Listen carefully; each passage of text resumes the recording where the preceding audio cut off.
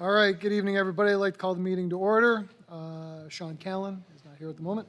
Julie Chetney, Here. Tom Chiappa, Here. David Christofoli. Here. Jim McKenzie's here, Kristen Norfleet, Here. and Sean Onmont. Here. Okay, we can stand for the pledge, please. I pledge allegiance to the flag of the United States of America, to the republic for which it stands, one nation, under God, indivisible, with liberty and justice for all. Okay, so the first thing on the agenda this evening is our public hearing. So I would like to officially open the public hearing for the 2024-2025 Code of Conduct. Okay, at this point, is there anybody who has anything they would like to share from the public? Hi.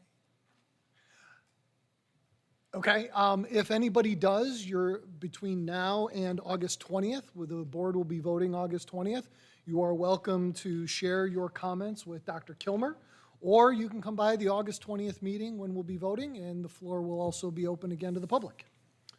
Just a reminder, the Code of Conduct is available. It's linked on the agenda as well. And again, if anyone has any questions or concerns or comments, again, call me directly, 315-341-2001, or email, or of course, they can come back to the board and speak at public comment on the 20th. Thank you. Okay, so with that, I'm going to close the Code of Conduct public hearing. And so the next on the agenda is to open the public hearing for the 2024-2025 district-wide safety plan. So again, this is a first opportunity for members of the public to have comment. And if anybody would like to comment, again, Dr. Kilmer or myself are available. And it is posted, this is also posted on board docs for everybody to review.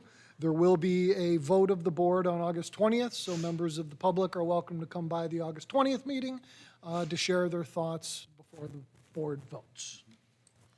Just on this, so there were some changes, and there was some news on this topic as well. There are some changes from the state regs when it comes to district-wide safety plans and our building safety plans. Now, the district safety plan is a public document, and so that's why it is always available, and so the district plan is a little bit more generalized. The building plans are confidential plans. They are not shared publicly. However, both the district plans and the building plans, we collaborate with our first responders. I've had conversations with both Chief Katie and, of course, Chief Canzone to ensure that they have feedback on these plans, and so if we need to make some changes. But just to highlight, one of the main areas that New York State Department of Education was really focused on was that our emergency drills were done in a trauma-informed way. Now, I worked with the administrative team last year, and we made some tweaks to our, in particular, our lockdown drills. I provided the administrators with a script to use, just kind of a couple of general steps as to how we approach it in Oswego based on my past experiences. And that does comply with kind of trauma-informed. But there will be some slight changes. So one of the mandates in the new state regs is that there is communication within 1 week of the drill. So we will be communicating to families so that they are aware before a lockdown drill so that they know. And then, of course, our students and staff always know when it's a drill when it comes to a lockdown. We always make sure that there's very clear language in there to ensure that. There is specific language if we ever wanted to do a large-scale drill. So there are some school districts that have practiced mass evacuation drills as if it was a real significant, and what does that look like? And they partner with law enforcement and fire, and so the state ed had provided some very, very clear language as to how that would work and how it should work, again, in a trauma-informed way. It's not a practice that we've done. It's not a recommendation that I think that we should do next year. It would absolutely be something that I would be open to, but I would really want both the police chief and fire chief to work with us to say, hey, this is something that I think we should do.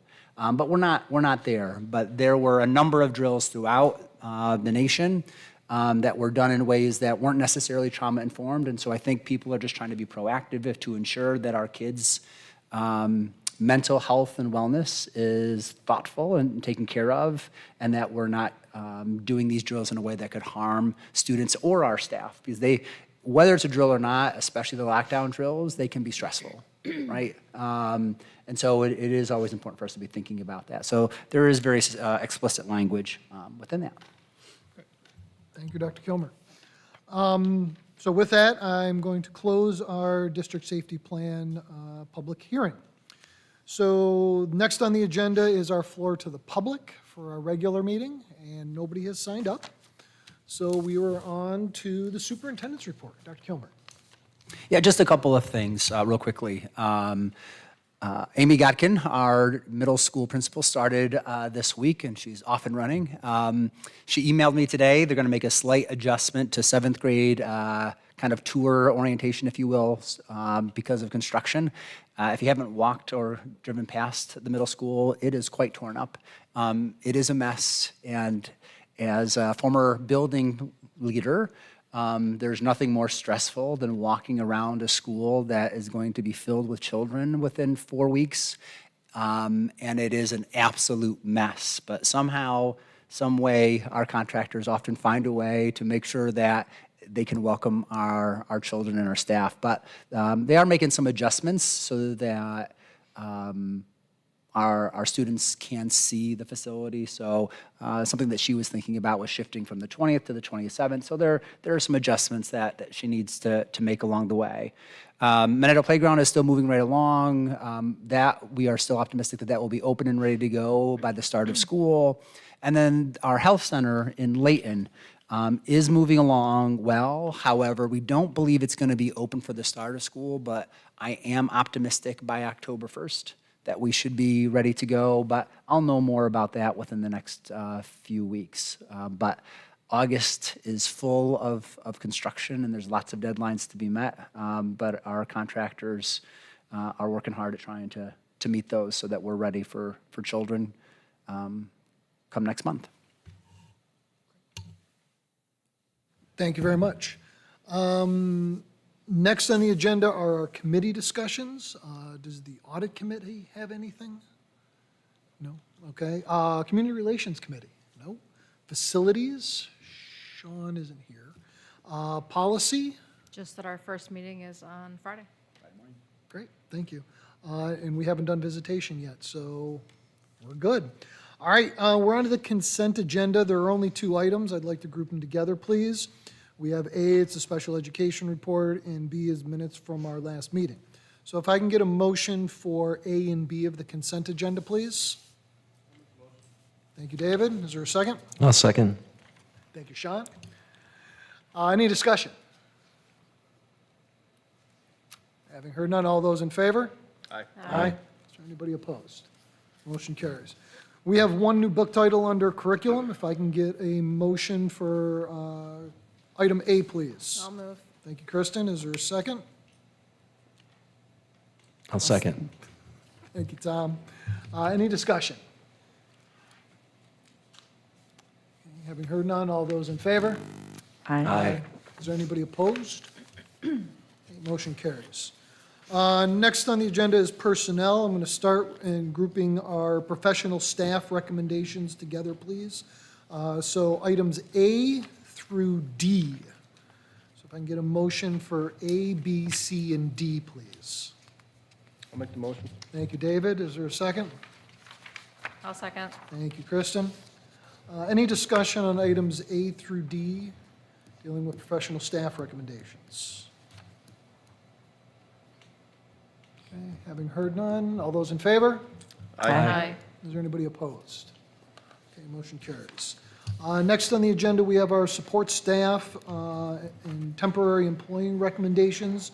These are items E through G. So if I can have a motion for E through G, please. I'll make the motion. Thank you, Tom. Is there a second? I'll second. Thank you, Kristen. Any discussion on our support staff recommendation items E through G? Okay, haven't heard none. All those in favor? Aye. Aye. Is anybody opposed? Motion carries. Next are our extra compensatory recommendations. There's a number of them here. I have items H through M, please. If I can get a motion for items H through M. I'll make the motion. Thank you, David. Is there a second? I'll second. I've got Kristen. Thank you, Kristen. Any comments on our extra compensatory recommendations, including? I do, only for those who might be watching online, if there's parents who are keeping track of all the coaching positions. I did check in with the athletic department. There is a JV volleyball coach who has been tentatively hired, and you should see that person coming up on our agenda for the next meeting. So for parents who have JV volleyball girls players, don't worry, we're gonna be okay. I did check on that, so just in case anyone was wondering. Great, thank you, Kristen. Any other discussions on items H through M? Okay, having heard none, all those in favor? Aye. Is there anybody opposed? Okay, motion carries. Next, we have finance. We have a group of contracts that we'll start with, items A through D. So if I can get a motion for items A through D, please. I'll make the motion. Thank you, Tom. Is there a second? I'll second. Thank you, Kristen.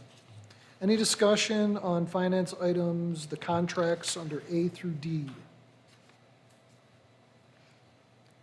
Okay, having heard none, all those in favor? Aye. Anybody opposed? Motion carries. I'm going to do these two next individually, so I have item E, which is stipulation of settlement and judicial order. So if I can have a motion for item E, please. I'll make a motion. Thank you, Kristen. Is there a second? I'll second. Thank you, Sean. Any comment?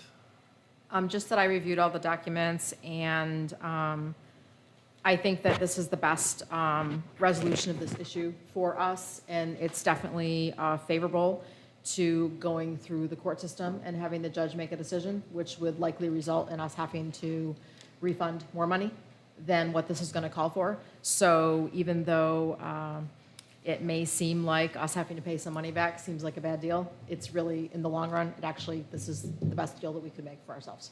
Great. Thank you, Kristen. Any other discussion on item E? Okay, all those in favor? Aye. Is there anybody opposed? Okay, motion carries. And finally, under finance, we have item F, which is the Oswego Development Board resolution for tax sorority. No, that's not how you pronounce that. Sorority? Certiorari. Certiorari.